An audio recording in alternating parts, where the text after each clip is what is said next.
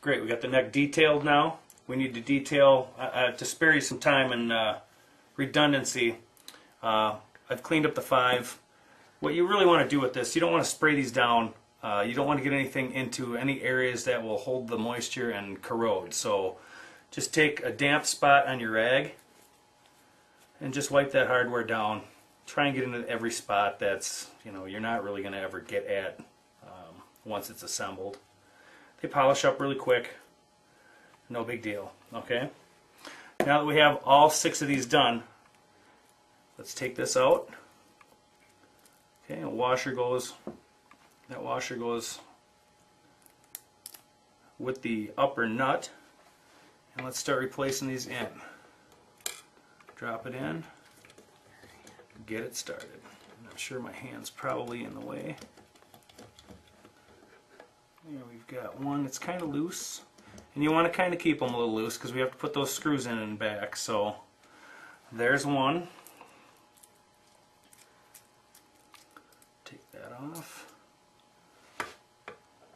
Put that into through the hole.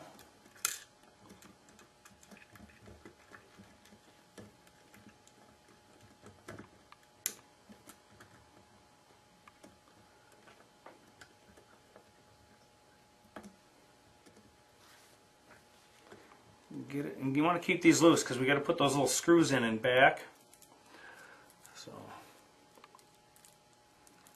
we're just going to set these in place and get everything started, and then we can line everything up, put those screws in and secure the backs in, and then we can take that nut driver that we used to take it off, take these pieces off, and then put that all back together. Okay. And I usually put these like that, that way they're out of the way for when you're putting the rest of the hardware in.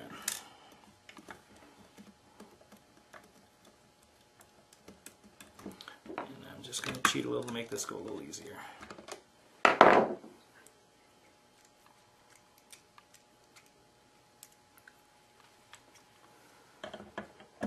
Get that set, put that in. And grab the nut driver. And again, don't tighten them too much. That way it's easier to move and get the screws lined up when we're done. And looking at this headstock, now that I've been working on this a little bit, this thing's cleaning up really good. I'm actually surprised that something that got this neglected is coming out this well, but it's something that you can do too. Any of your closet classics or anything that you've been having laying around doing nothing. Okay, let's take this and let's flip this over, and then you just kind of want to move these just so that all the holes line up, and I'll show you this in a second. I want to give you a good view of this so that all the holes line up. Okay, now what we're going to do is we're going to take that small screwdriver one by one, secure those backs on there. Okay, so just here's a little trick I learned. Gives you a little bit more control on the screw. Once it's there, make sure you're not cross-threading, and snug that up really good. Again, the little trick, hold the screwdriver, get that Phillips head together, hang onto it with your ring finger, set it in place.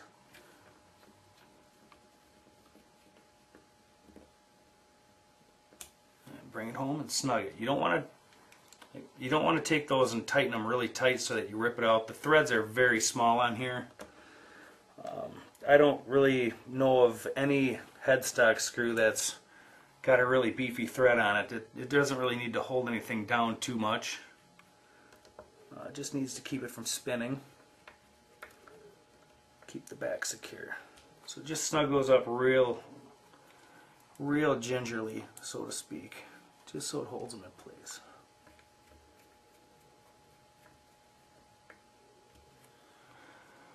Last but not least, again, the little trick with the finger, that'll give you better control.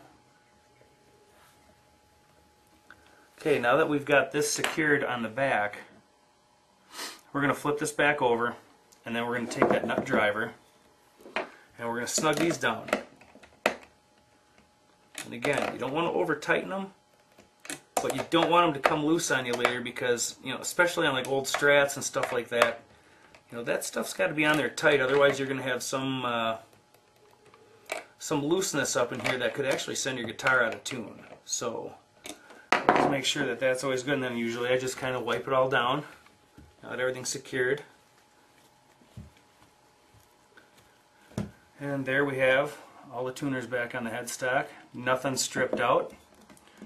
Last but not least, I want to put this nut back on. And I'm not going to put the clamps on because there's a couple of them missing, and I've been having a little bit of a rough time finding the parts for it. And I'm not going to need them really to do the setup or anything. I'm just going to need it so that when we want to start diving on that trim that we detailed, again, you find a nice damp spot on the cloth. You just kind of clean this up a tad.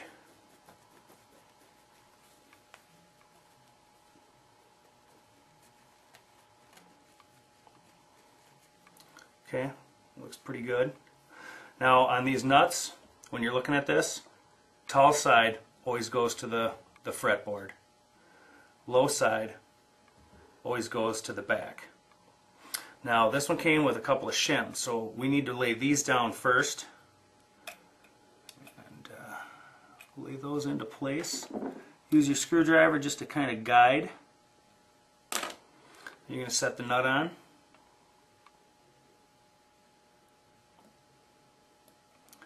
Actually, I don't think that's correct. I think it goes like this. And the reason why I say that is the strings that are, like your big E will be right here. That's probably needed to be brought up. So if I'm wrong, we'll find out when we set this guitar up, and we'll have to flip the shim possibly. Once you have it there, come from the back. Hang on a second.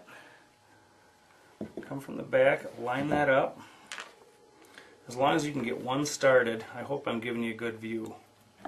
Once you get the one started, it'll hold it in place. And then we'll go to the next one. Drop that through, make sure it lines up. And then again, this one, you want to make sure it's nice and tight up against that fretboard, and then hold it. And then tighten it down. And again, you don't want to tighten this too much. I've cracked necks doing this. So you just want to like 2-finger tighten it, 1-finger tighten it, and no more. If you put too much pressure on, these necks are pretty thin. They're great necks. Ibanez makes great necks. But if you tighten this, too much stress on those bolts will crack the neck, and you'll be in a little bit of trouble. The last part we have, pardon my noise over here, is the string tree. We're not using that. I'm not putting the nut back on, remember? Because that's, I need 3 brand new ones. The other one is kind of a lone wolf there, and we're not going to use that one. So get this started, line up your other one, and get it started. A lot of times when you put these trees on, if you crank one side or the other down, they're just not going to go on, and it's just going to be kind of a headache. So do about 2 or 3 turns back and forth.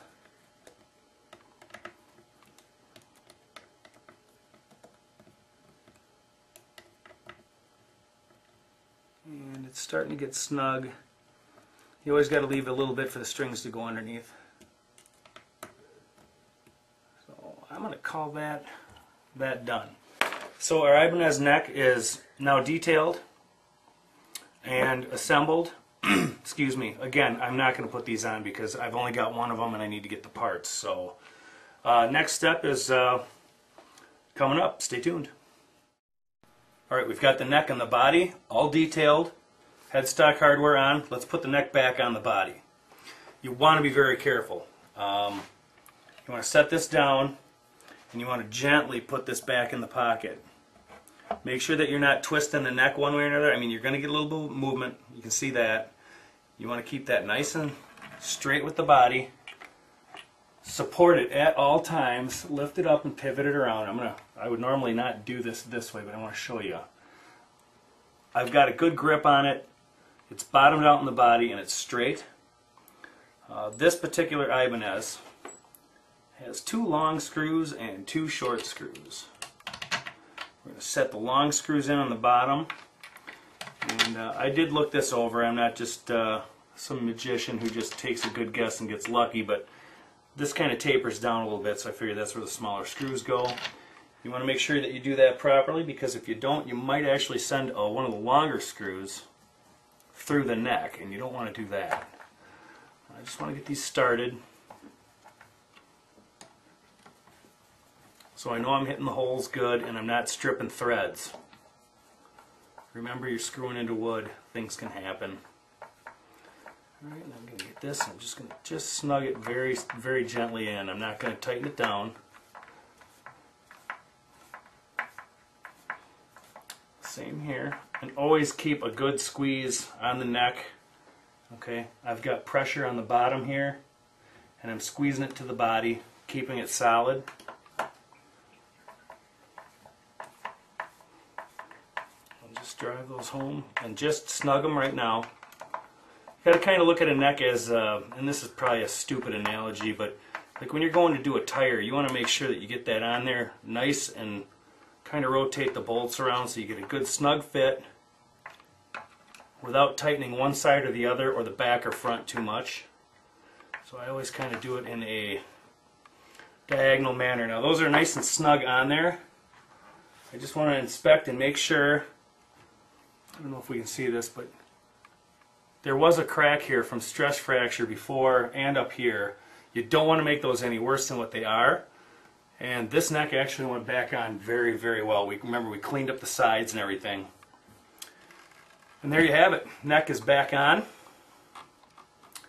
And we're definitely on our way to having a really good player here.